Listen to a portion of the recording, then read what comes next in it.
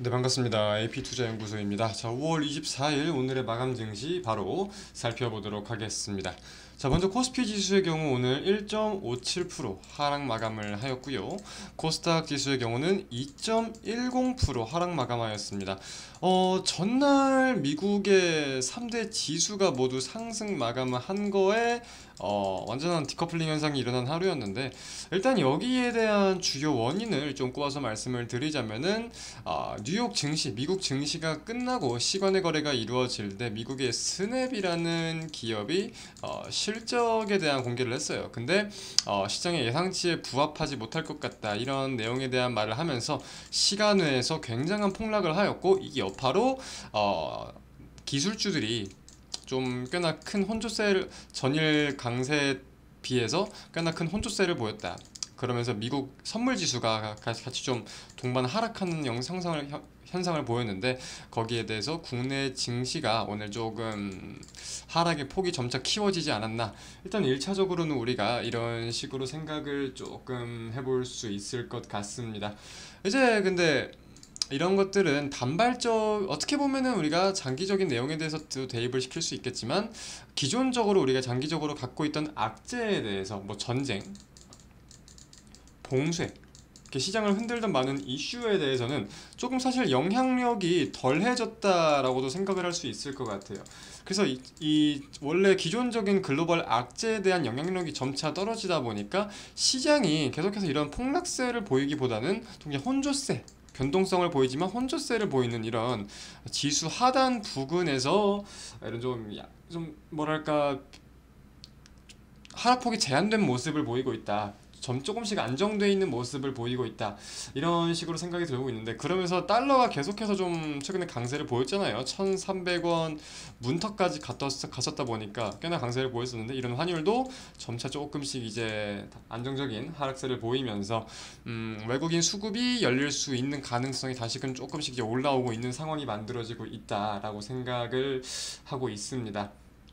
그래서 지금 시장은 결국 단기적인 이런 반등에 대한 기대감, 뭐 이제 하락에 대한 내용과 악재가 점차 시장의 영향력이 줄어드는 내용에 대한 단기적인 반등에 대한 내용을 좀 살펴볼 수 있겠고, 좀 중기적인 우려감은 계속해서 좀 알고 있어야 될 것 같아요. 인플레이션이죠. 결국은 인플레이션이 계속해서 시장에서 가장 큰 자리를 잡고 있는 상황인데, 상품의 서비스 가격이 문제가 좀 지속되는 가운데 이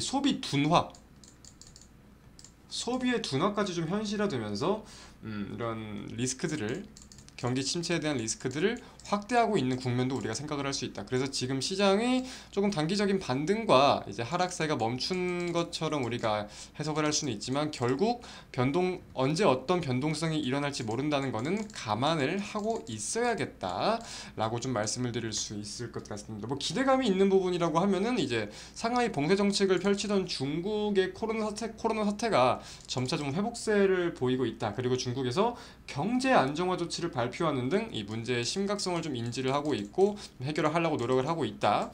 그리고 미국의 바이든 대통령이 이제 중국과 관련해 가지고도 관세를 좀 완화한다, 이런 검토 발언을 하면서 이런 기대감이 조금 실리는 내용도 있습니다. 근데 또 중국 관련해 가지고 참 이슈가 많은 게, 이런 내용들도 나오고 있죠. 중국이 만약에 뭐 대만을 침공한다, 어딘가 침공을 한다, 이런 내용이 나왔을 때 군사 개입을 하겠다, 그런 계획을 발표하고 좀 생각을 갖고 있다고 하니까, 아직까지도 시장의 불확실성이 결국 꺼진 것은 아니다. 참 힘든 나날들, 지루한 이슈들일 수 있지만, 이런 내용들이 계속해서 시장의 혼조세를 보이고 있다라고 좀 생각을 할 수 있을 것 같습니다. 자, 그러면서 이제 내일 새벽에 미국의 FOMC 의사록이 공개가 돼요. FOMC 의사록이 공개가 되는데, 결국 금리에 대한 내용이나 뭐 긴축에 대한 내용이나 우리가 시장에서 알 수 있거나 나올 수 있는 방향성에 대한 내용들은 다 언급이 되었다. 어느 정도 엄청나게 많이 언급이 되었다라고 생각이 들어서, 이게 시장에 더 큰 우려감을 줄 수 있을까? 저 같은 경우는 조금 이렇게 생각을 하는 측면도 있는데, 또 뭐 어떻게 될지 모르죠. 이제 파월 의장은, 그리고 패드는 시장의 채찍과 당근을 조금 계속해서 연달아서 준다, 이런 습성이 있다라고 좀 유명하기도 한데, 의사를 공개 이후에 시장의 방향성을 어떻게 잡아가는지 우리가 좀 중요하게 생각을 해야 될 것 같고요. 이후 이번 주 26일 날에 한국 금통위에서도 금리 인상이 될 것이다. 미국의 기조에 이어서 금리 인상이 될 것이다. 이런 시선들이 더욱더 거세지고 있습니다.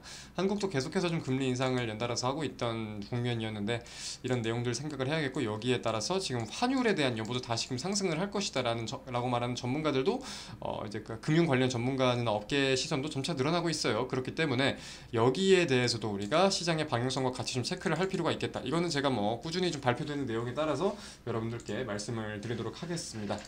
자, 오늘의 특징주들 좀 같이 살펴보도록 할게요. 일단은 오늘 사실 시장의 테마가 엄청나게 빨리 돌았어요. 로봇이었다가 육계 고기 관련이었다가 메타버스였다가 굉장히 시장에 다양한 테마가 있었는데 예상승. 그러니까 이제 시장이 좀 오전에 괜찮았던 것 같기도 해가지고 무언가 난 뭐라도 해야겠다고 따라타려고 하셨던 분들은 굉장히 좀 손실폭이 클 수 있는 하루였다라고도 생각이 들거든요. 이거 타려고 하면은 이게 꺼지고 이게 가고, 이거 타려고 하면 이게 꺼지고 이게 가고, 그러니까 이런 식으로 테마 수급이 계속 엄청나게 빠르게 돌다 보니까 사실 우리가 흔히 말하는 주린이 분들의 입장에서는 오늘 굉장히 대응하고 전략을 짜기가 쉽지 않은 어려운 시장이었다라고 생각이 들어요. 그러면서 이제 로봇 관련주들 좀 이제 현대 투자 관련 내용이나 고성장 전망이 좀 강세를 보였고, 오늘 특징주 중에 하나는 또 이제 한국전력을 살펴볼 수가 있겠죠. 한국전력을 좀 살펴볼 수가 있겠네. 오늘 한 3.52%, 오늘 고가 기준 5.29% 좀 강세를 보였습니다.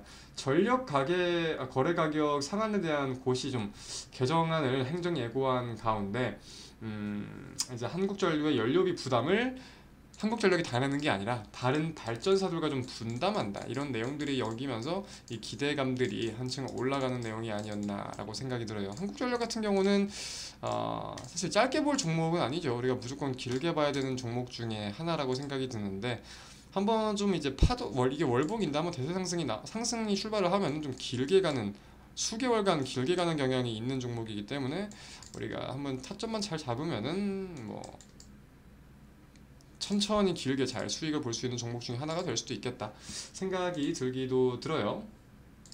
그래서 일단 이런 내용들을 오늘 좀 체크하면서 오늘의 마감 증시 영상 마치도록 하겠고요. 결국 정리를 하자면 시장은 불확실성이 꺼지는 것처럼 보이긴 하지만 아직까지도 계속 변동성을 겪을 수 있는 장세니까 우리가 항상 이런 점을 인지하고 시장에 약간은 보수적으로 다가갈 필요가 있겠다라고 좀 생각을 한다. 어떻게 보면 다음날 시장을 예측하는 게 약간은 무의미할 수 있지 않겠나, 이런 생각 말씀드리면서 오늘 영상 마치도록 하겠습니다. 오늘 하루도 고생 많으셨습니다. 감사합니다.